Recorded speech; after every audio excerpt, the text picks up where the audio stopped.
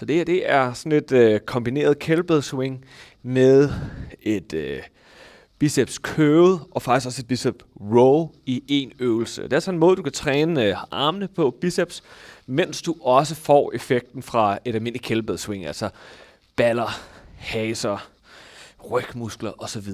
Og den måde, vi gør det på, er fuldstændig ligesom når du laver et almindeligt kettlebell swing her, at du, hvis du nu står her, spænder ballerne, skyder bækkenet frem, og får den til at ryge fremad her med det her momentum. Fordi du kommer til at arbejde med en vægt, der er så tung, at du umuligt med den her måde vil kunne løfte den op uden nogen form for momentum. Den er simpelthen alt for tung til. Så det gælder om at komme ind og bruge biceps i det moment, hvor du allerede har genereret energi op, hvor kettlebellen jo på den måde er let i et kort øjeblik. Så jeg spænder ballerne, skyder kønsspændet frem, og mens den er på vej op, så trækker jeg sådan set armen ind til mig og skyder den ud igen.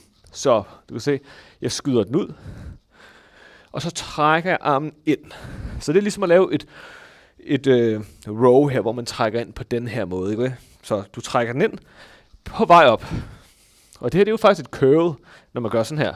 Når man trækker op den her vej, så er det sådan en almindelig bicepsøvelse. Så du kombinerer altså alt det her, trækker ind, og så støtter jeg med den her hånd, fordi den skal også ikke ramme ansigtet. Den kommer tæt på brystbenet her. Og så skyder vi den ud, og så prøver vi sådan set at bremse farten lidt med biceps og resten af kroppen. Trækker ind og skyder ud. Det er ret vigtigt at have fokus på dit skulderblad, når du laver den her øvelse. Så det er altså her, træk skulderbladet sammen, så armen ikke kommer ud og hænger herude. Ikke? Du skal føle, at du har fat i dit skulderblad, særligt når du strækker armen ud, sådan så din arm forekommer at være lidt kortere, ligesom trække musklerne sammen her på ryggen, kan du se. Så armen er aldrig helt herude.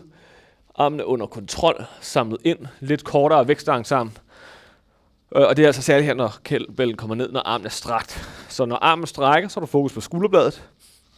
Og når armen bøjer, så har du fokus på biceps. Okay? Så du kommer ind og prøver at sætte hastigheden ned. Og kan altså se, at vi følger en lige linje, ligesom jeg har her. Du kan også gøre det uden at støtte, men du skal følge en lige linje fra håndledet op her. Følelsen af, at du trækker ind. Nu kan du prøve at lige gøre uden at støtte. Men du kan altså sagtens støtte, det bestemmer du selv. Men træk ind og skyd ud.